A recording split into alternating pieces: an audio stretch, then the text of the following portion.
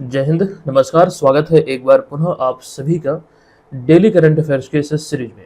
दोस्तों, आज के इस क्लास में 11 फरवरी 2025 से संबंधित प्रश्नों को आप देखेंगे, जिसमें बिहार राष्ट्रीय और अंतर्राष्ट्रीय तीनों घटनाओं का संग्रह होगा और हमेशा की तरह तमाम जानकारी यहाँ पर विस्तृत तौर पर मैं आपको देने वाला हूँ।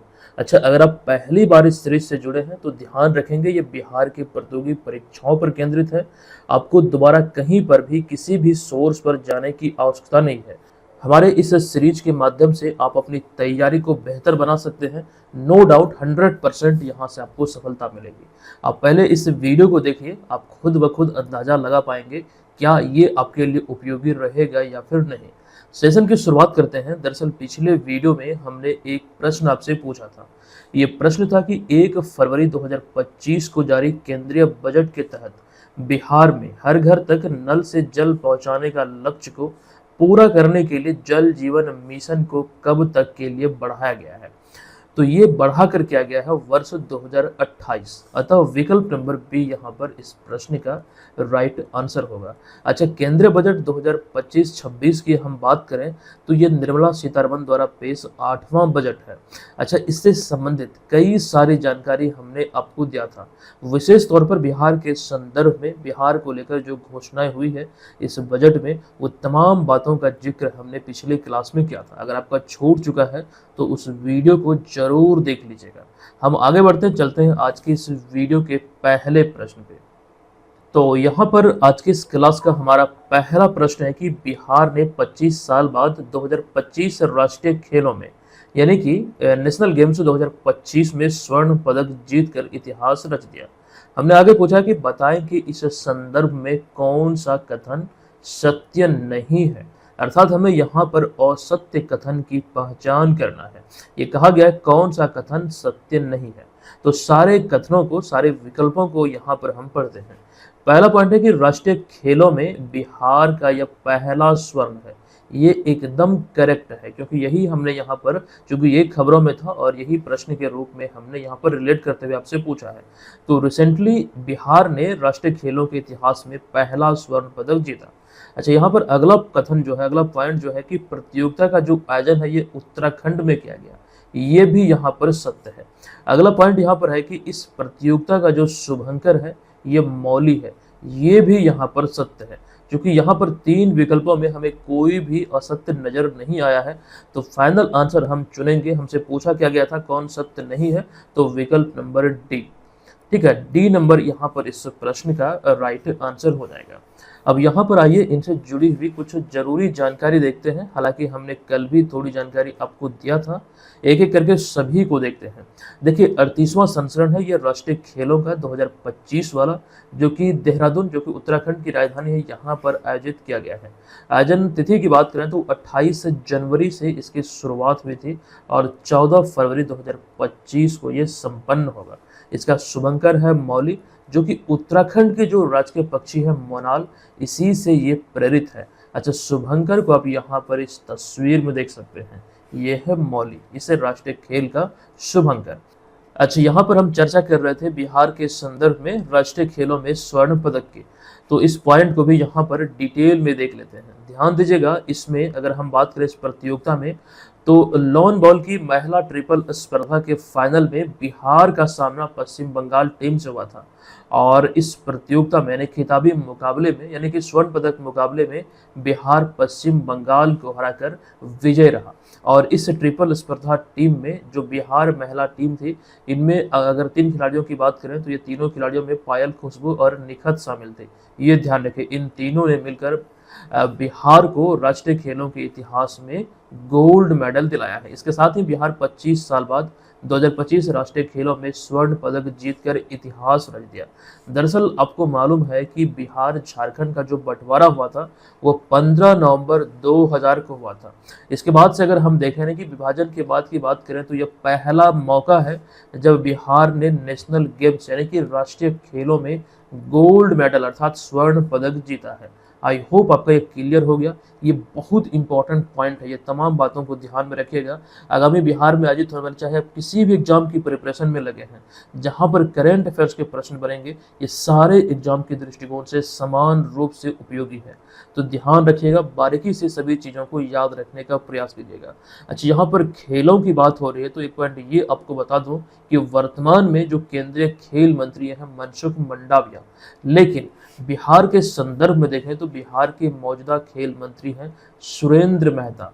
ये तमाम बातें यहाँ से ध्यान रखने योग्य है। अब हम चलते हैं अगले प्रश्न पे, लेकिन उससे पहले राष्ट्रीय खेलों की जो एक्चुअली हम बात कर रहे हैं ये 38वां संस्करण है। इससे पहले हमने 37वें और 36वें को लेकर आपको जानकारी दिया था। देखिए 37वां राष्ट्रीय खेल जो आयोजित हुआ ये गोवा में आयोजित हुआ था, लेकिन इससे पिछला संस्करण जो 36वां वाला था वो गुजरात में आयोजित हुआ था। तो यहाँ पर आप 37वें को लेकर ये पदक तालिका को देख रहे हैं। महाराष्ट्र इसमें शीर्ष पर रहा था, सर्वश्रेष्ठ की टीम इसमें दूसरे स्थान पर और हरियाणा इसमें तीसरे स्थान पर रही थी। एक चीज ये ध्यान रखिएगा, 37वें राष्ट्रीय खेलों में बिहार 8 पदक जीता था और 30वें स्थान पर रहा था, और ये राष्ट्रीय खेलों के इतिहास में बिहार का सर्वश्रेष्ठ प्रदर्शन था। बहुत इंपॉर्टेंट जानकारी है। इससे पहले 36वें में बिहार ने केवल 1 पदक जीता, और वो पदक कौन सा था? तो कांस्य था। अच्छा, यहाँ पर जो आप तस्वीर में देख रहे हैं ये 37वें राष्ट्रीय खेलों का शुभंकर मोगा है। ठीक है, तो इतनी जानकारी ध्यान रखने योग्य है। हम आ चुके हैं दूसरे प्रश्न पे। ये प्रश्न है कि बिहार उद्योग विभाग ने राज्य में स्टार्टअप्स को वित्तीय सहायता बढ़ाने के लिए हाल ही में किसके साथ समझौता किया है? ये समझौता अभी हाल ही में बिहार उद्योग विभाग के द्वारा सिडबी के साथ किया गया है। अतः विकल्प नंबर ए यहाँ पर इस प्रश्न का राइट आंसर हो जाएगा। आपको बता दूं कि बिहार उद्योग विभाग ने राज्य में स्टार्टअप्स को वित्तीय सहायता बढ़ाने के लिए भारतीय लघु उद्योग विकास बैंक यानी कि सिडबी के साथ एक समझौता किया है। अच्छा, इस समझौते के बारे में कई जानकारी है, यहाँ पर एक एक करके आप देखेंगे, सभी इंपॉर्टेंट है। देखिए, इस समझौते के तहत युवा उद्यमियों को वित्तीय सहायता प्रदान करने के लिए जून 2025 तक 150 करोड़ रुपए का एक कोष स्थापित किया जाएगा। दरअसल इस पहल का जो उद्देश्य है ये बिहार में स्टार्टअप्स और छोटे व्यवसायों के लिए ऋण को अधिक सुलभ बनाकर नवाचार यानी कि इनोवेशन और उद्यमता को बढ़ावा देना, एंटरप्रेन्योरशिप को बढ़ावा देना, ये इसका मूल उद्देश्य है जिस दिशा में बिहार सरकार कार्य कर रही है। दरअसल यहाँ पर एक पॉइंट ये भी आपको ध्यान रखना है, इस समझौता की बात करें जो दरअसल 150 करोड़ के कोष की हम बात कर रहे हैं, तो इसमें से इस 150 करोड़ के फंड में से 50 करोड़ रुपये जो है ये बिहार सरकार द्वारा दिए जाएंगे, जबकि सिडबी स्वतंत्र रूप से 100 करोड़ रुपए की व्यवस्था करेगा। तो ये चीज़ें यहाँ पर आई होप क्लियर है। लेकिन इसमें एक अपडेट यह भी है कि उद्योग विभाग के अनुसार 80% तक काम पूरा करने वाले उद्यमियों को ऋण के रूप में वित्तीय सहायता प्रदान की जाएगी, और वित्तीय सहायता के रूप में वे 6 लाख रुपये प्राप्त करने के लिए पात्र होंगे। ये यहाँ पर ध्यान रखिए, इसमें कुछ टर्म्स एंड कंडीशन है, ये चीज़ें समझनी है आपको। अच्छा, यहाँ पर उद्योग की बात हो रही है तो वर्तमान में बिहार के उद्योग सह पर्यटन मंत्री कौन है? ये आपसे अगर पूछा जाए तो नीतीश मिश्रा इस समय बिहार के उद्योग सह पर्यटन मंत्री हैं। तो इतनी बातें यहाँ पर इस प्रश्न से संबंधित आपको ध्यान रखना है। खास करके नए मंत्रिमंडल को लेकर जो 15 मार्च 2024 को गठित हुआ है, इसको जरूर ध्यान रखना है आपको। अगर आपसे ये पूछ लिया जाए कि बिहार के स्वास्थ्य मंत्री कौन है, या फिर ये पूछा जाए कि बिहार के कृषि मंत्री कौन है, तो आप फंस सकते हैं। अगर आपको याद नहीं है तो दोनों कौन है? तो दोनों है मंगल पांडे। ठीक है, स्वास्थ्य मंत्री सह कृषि मंत्री। तो ये तमाम बातें यहाँ पर आपको इस तरह से चेन बना के ध्यान में रखना है। हम आगे चलते हैं अगले प्रश्न पे।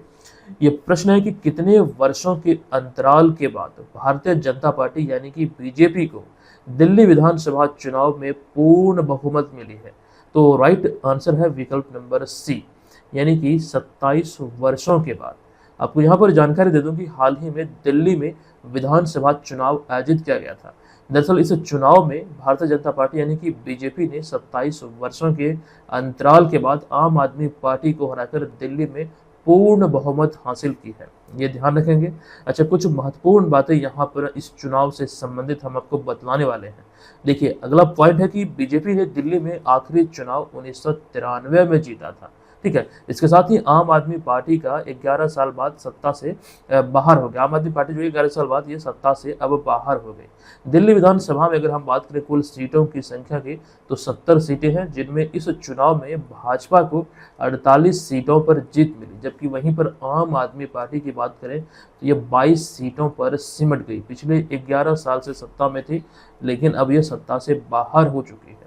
अच्छा, यहाँ पर एक बात ये ध्यान रखिएगा, 2020 का जो चुनाव था, जो पिछला चुनाव था, इसमें आपको ध्यान रखना है कि भाजपा को महज 8 सीटों पर जीत मिले थे। लेकिन फाइनली यहाँ पर आपको ये ध्यान रखना है कि 27 वर्षों के बाद ये फाइनली बीजेपी कमबैक की है दिल्ली में। तो ये चीज़ें यहाँ पर ध्यान रखने योग्य है।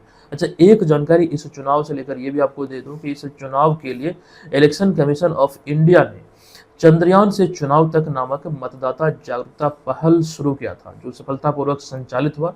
इस पहल का नाम क्या है? तो चंद्रयान से चुनाव तक, ये ध्यान रखिएगा। दिल्ली विधानसभा चुनाव के लिए ये खास करके ये शुरू किया गया था। अच्छा, एक जानकारी और है बिहार विधानसभा के बारे में, क्योंकि विधानसभा की बात हो रही है। यहाँ पर तस्वीर में आप बिहार विधानसभा भवन को देख सकते हैं। अच्छा, इसके बारे में ये पॉइंट है बिहार विधानसभा के बारे में कि बिहार राज्य की यह द्विसदनीय विधायिका का निम्न सदन है। अच्छा, जिस प्रकार से भारत के बारे में आप लोग ध्यान रखते हैं, जैसे कि भारतीय संसद की बात करें तो वहाँ पर भी खास करके उच्च सदन और निम्न सदन की बात हम लोग करते हैं।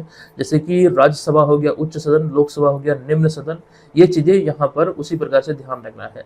अच्छा, वर्तमान में बिहार विधानसभा की बात करें तो बिहार में खास करके 17वीं विधानसभा चल रही है, जिसमें सदस्यों की जो संख्या है ये 243 है। लेकिन इसमें भी एक कंडीशन ये ध्यान रखें, इस 243 सीटों में से जो 38 सीटें हैं ये अनुसूचित जाति और 2 सीटें जो हैं ये अनुसूचित जनजाति वर्ग के लिए आरक्षित है।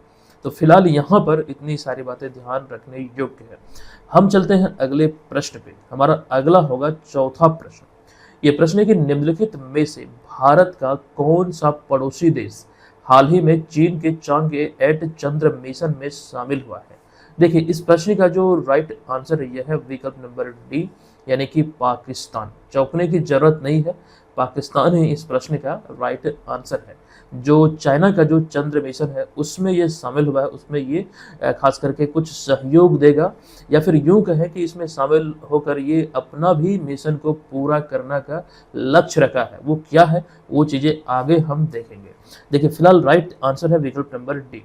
आपको बता दूं कि सोपार्को जो है ये पाकिस्तान की राष्ट्रीय अंतरिक्ष एजेंसी है, जिसे हाल ही में चीनी राष्ट्रीय अंतरिक्ष प्रशासन यानी कि CNSA, जो कि चाइना की अंतरिक्ष एजेंसी है, इसके साथ चांगे 8 चंद्र मिशन के लिए साझेदारी की है, जो वर्ष 2028 में प्रक्षेपित किया जाएगा। ये साझेदारी सोपार्को और CNSA के बीच हुई है।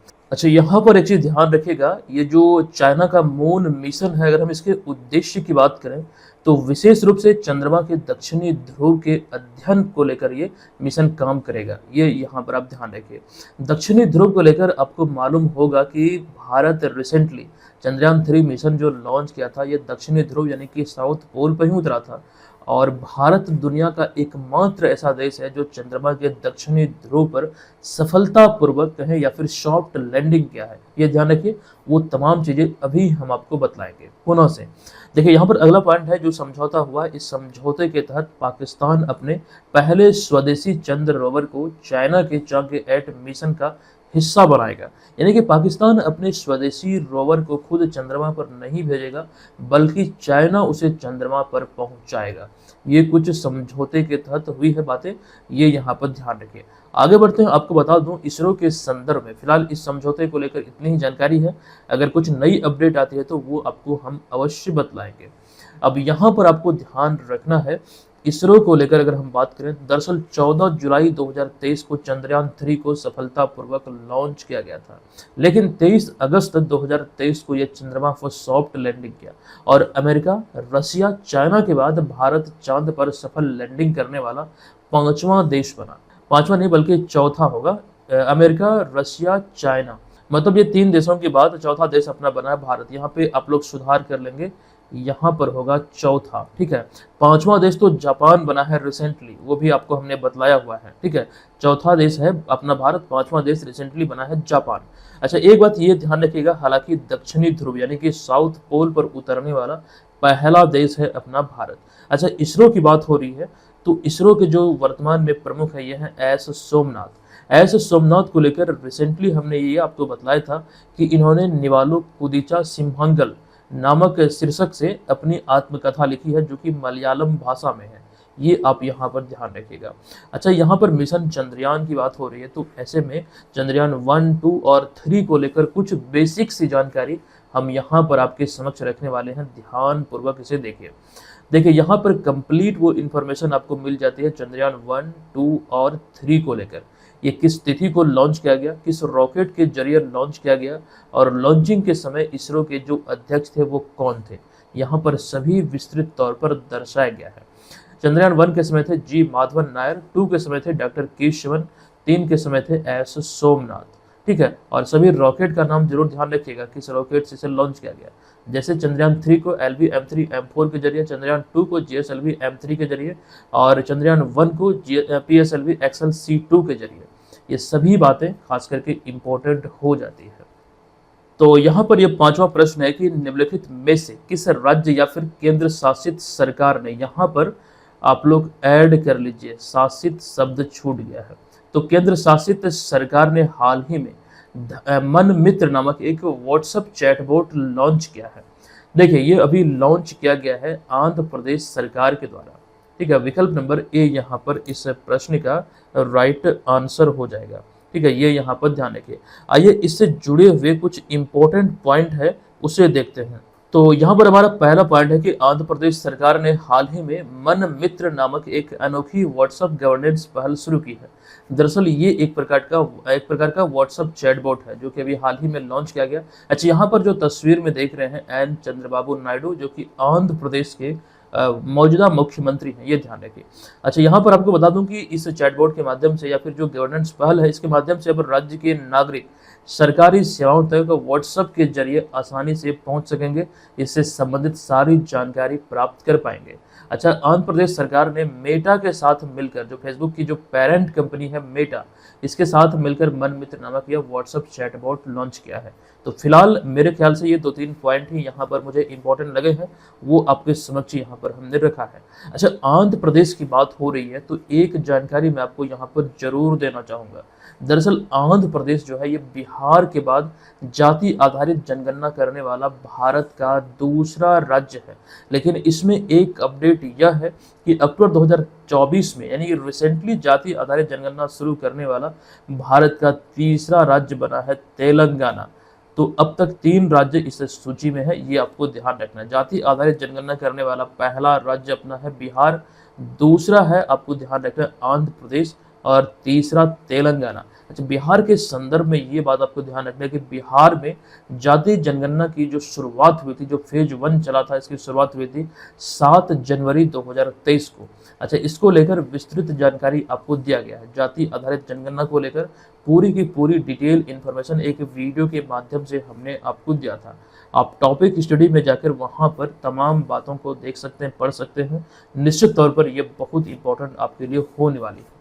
अगला छठा प्रश्न है कि गुजरात के किस जिले के गुनेरी गांव को प्राकृतिक अंतर्देशीय मैंग्रोव स्थल को किस गांव के प्राकृतिक अंतर्देशीय मैंग्रोव स्थल को राज्य का पहला जैव विविधता विरासत स्थल घोषित किया गया है। देखिए, इस प्रश्न के हम राइट आंसर की बात करें तो गुजरात का कच्छ जिला इस प्रश्न का राइट आंसर हो जाएगा। विकल्प नंबर ए यहाँ पर इसका करेक्ट है। आपको बतला दूं यहाँ पर कि गुजरात के कच्छ जिले के गुनेरी गांव के प्राकृतिक अंतर्देशीय मैंग्रोव स्थल को राज्य का पहला जैव विविधता विरासत स्थल घोषित किया गया है, जो तकरीबन 32.78 हेक्टेयर क्षेत्र में फैला हुआ है, जो आप यहाँ पर एक इसकी तस्वीर को भी देख सकते हैं। तो ये अभी हाल ही में गुजरात का पहला जैव विविधता विरासत स्थल के रूप में घोषित किया गया है। अच्छा, बिहार के संदर्भ में अगर हम देखें तो बिहार का पहला जैव विविधता पार्क या फिर जैव विविधता विरासत स्थल या फिर बायोडायवर्सिटी पार्क जो है ये अररिया जिले के कुशियार गांव में है। इसे जैव विविधता स्थल की या फिर जैव विविधता विरासत स्थल की संज्ञा दिया गया है, ये यहाँ पर ध्यान रखेगा। अच्छा, कच्छ जिला जो गुजरात की एक्चुअली हम बात कर रहे हैं, इसके बारे में बीपीएससी एग्जाम में प्रश्न ऑलरेडी पूछा गया था कि भारत का सबसे बड़ा जिला कौन सा है। तो वर्तमान में अगर हम देखें तो कच्छ जो है ये भारत का सबसे बड़ा जिला है, जो कि 45,674 वर्ग किलोमीटर के क्षेत्रफल में फैला हुआ है। जबकि बिहार के अगर हम क्षेत्रफल की बात करें तो बिहार का क्षेत्रफल कितना है, 94,163 वर्ग किलोमीटर, तकरीबन उसका आधा है कच्छ, जो कि भारत का सबसे बड़ा जिला है। ठीक है, ये यहाँ पर आई होप समझ चुके हैं। पुनः दोहरा दूं कि ये प्रश्न आपके बीपीएससी एग्जाम में पूछा हुआ है। आगे यहाँ पर आपको ये ध्यान रखना है कि करंट अफेयर्स के हमारे जितने भी मटेरियल आते हैं, चाहे वो डेली करंट अफेयर्स हो, मंथली हो, ईयरली हो, इसके अतिरिक्त कुछ स्पेशल नोट्स होते हैं, करंट अफेयर्स का टेस्ट सीरीज होता है और खास करके एक्सपेक्टेड प्रश्नों की सीरीज होती है। तमाम चीज़ें आप बीएम ऑनलाइन लर्निंग एप्लीकेशन के माध्यम से प्राप्त कर सकते हैं। एप्लीकेशन को डाउनलोड कीजिए, यही वाला कोर्स है। एक नाम मात्र की फी पर अपनी प्रिपरेशन को आप यहाँ पर सुचारू रूप से संचालित कर सकते हैं। ये आपके बेनिफिट्स हैं जो इसमें आपको मिलेंगे, निश्चित तौर पर बिहार के सभी एग्जाम में आपको हेल्प करेगा। ध्यान दीजिएगा, हमारे तमाम मटेरियल हिंदी भाषा में उपलब्ध होंगे और सभी प्रिंटेबल हैं, आप इसका प्रिंट कर सकते हैं। चलिए अब यहाँ पर हम चलते हैं अगले प्रश्न पे। 7वां प्रश्न है कि हरियाणा में आयोजित 38वें सूरजकुंड अंतर्राष्ट्रीय शिल्प मेले या फिर शिल्प मेला 2025 में निम्नलिखित में से कौन सा राज्य भागीदार राज्य यानी कि थीम राज्य के रूप में शामिल है। ध्यान रखिएगा, इस संस्करण में सूरजकुंड अंतर्राष्ट्रीय शिल्प मेले की बात जो कर रहे हैं 38वें संस्करण के, तो इसमें आपको ध्यान रखना है भागीदार राज्य या फिर थीम राज्य जो है यह मध्य प्रदेश और उड़ीसा। अतः विकल्प नंबर बी इस प्रश्न का राइट आंसर हो जाएगा। आपको बता दूं कि सूरजकुंड अंतर्राष्ट्रीय शिल्प मेले का जो आयोजन है ये प्रत्येक वर्ष फरीदाबाद हरियाणा के सूरजकुंड में आयोजित किया जाता है। 2025 में जो इसकी शुरुआत हुई है 7 फरवरी को संपन्न होगा 23 फरवरी 2025 को। ये ध्यान यहाँ पर आप लोग रखेंगे। अच्छा, इस मेले में इस वर्ष मध्य प्रदेश और उड़ीसा इस बार थीम स्टेट यानी कि भागीदार राज्य है, जबकि वहीं पर दूसरी ओर आपको ये ध्यान रखना है बिम्स्टेक समूह जो है इसका जो सदस्य है, सदस्य देश जो है एक्चुअली में इस मेले का भागीदार देश यानी कि पार्टनर कंट्री के रूप में इस मेले में शामिल है। अच्छा, बिम्स्टेक को लेकर अभी हम डिटेल में जानकारी आपको देंगे, ध्यान से देखिएगा, जो खास करके इस मेले में पार्टनर कंट्री के रूप में शामिल है। देखिए, बिम्स्टेक का जो पूरा अर्थ होता है, जो फुल फॉर्म होता है, ये होता है the bay of Bengal initiative for multi sectoral technical and economic corporation, ये इसका पूरा नाम होता है। दरअसल यह एशिया क्षेत्र में एक बहुपक्षीय संगठन है जिसकी स्थापना 1997 में हुई थी या फिर की गई थी, जिसमें वर्तमान में सदस्य देशों की जो संख्या ये 7 है।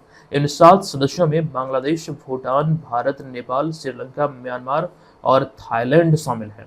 कई बार प्रश्न में इस प्रकार से आपसे पूछा जा सकता है कि निम्नलिखित में से कौन सा देश बिम्स्टेक का सदस्य देश नहीं है, और वहां पर इस तरह मतलब देशों का नाम आपको विकल्प में पूछा जाएगा और इसका आंसर तभी आप कर पाएंगे जब ये आपको याद होगा कि ये 7 देश कौन कौन से हैं, ये ध्यान रखिए। अच्छा, इसमें एक अपडेट अभी निकल कर आई है, वो हमने हालांकि आपको बतलाया भी है।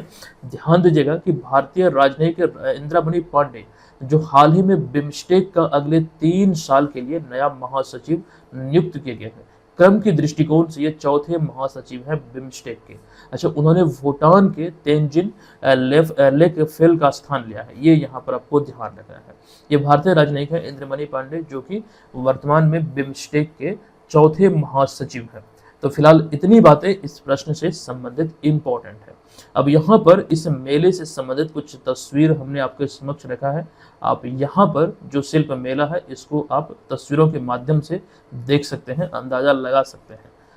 अब यहाँ पर हमारा अगला 8वां प्रश्न है कि निम्नलिखित में से कौन सा देश हाल ही में चाइना के बेल्ट एंड रोड पहल से आगे नहीं बल्कि अलग होने वाला पहला लैटिन अमेरिकी देश बन गया है। जो चाइना का बेल्ट एंड रोड इनिशिएटिव है, इससे अलग होने वाला पहला लैटिन अमेरिकी देश बना है।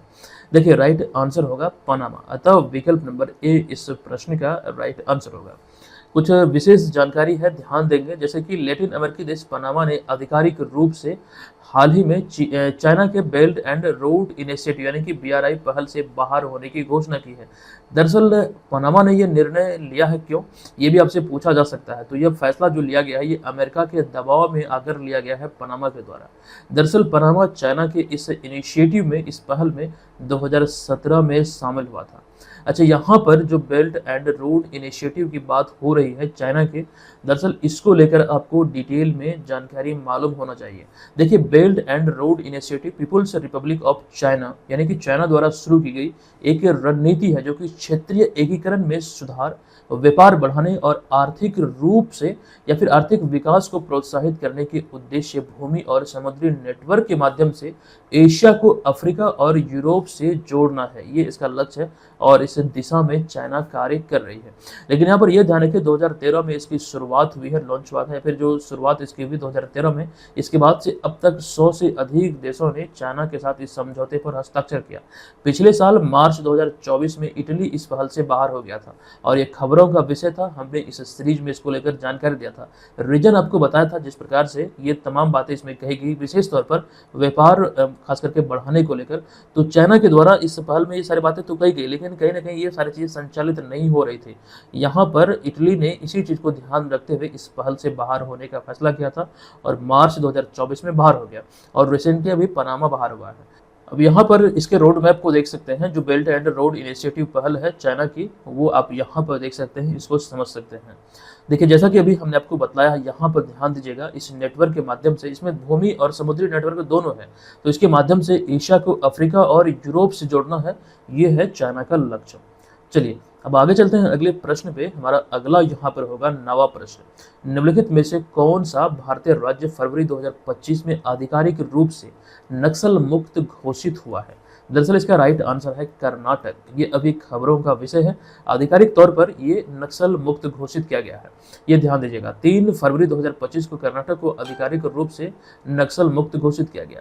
दरअसल यहाँ पर आपको यह ध्यान रखना है, जो अंतिम नक्सली था आधिकारिक रूप से देखा जाए लक्ष्मी नाम से, इन्होंने 3 फरवरी 2025 को उडुपी कर्नाटक में आत्मसमर्पण किया, जिसके बाद से आधिकारिक तौर पर कर्नाटक को नक्सल मुक्त घोषित किया गया। ये इस वजह से अभी खबरों में है। तो आखिरी नक्सली का नाम क्या था? लक्ष्मी। अब यहाँ पर 10वां प्रश्न है कि भारत सरकार ज्ञान भारतम मिशन के अंतर्गत कितनी पांडुलिपियों का सर्वेक्षण, दस्तावेजीकरण और संरक्षण करने की घोषणा केंद्रीय बजट में किया है? तो राइट आंसर है विकल्प नंबर ए, यानी कि 1 करोड़ से अधिक या फिर 1 करोड़ बोलिए। ठीक है, आपको यहाँ पर बता दूं कि 1 फरवरी 2025 को वित्त मंत्री निर्मला सीतारमण द्वारा पेश केंद्रीय बजट 25-26 में ज्ञान भारतम मिशन की शुरुआत की गई। इस मिशन के बारे में ये ध्यान आपको रखना है कि इसका उद्देश्य भारत की विशाल पांडुलिपि विरासत का सर्वेक्षण, दस्तावेजीकरण और संरक्षण करना है, जिसके तहत शैक्षणिक संस्थाओं, संग्रहालयों, पुस्तकालयों और निजी संग्रहों में रखी 1 करोड़ से अधिक पांडुलिपियों को संरक्षित करने का लक्ष्य इस बजट में रखा गया है।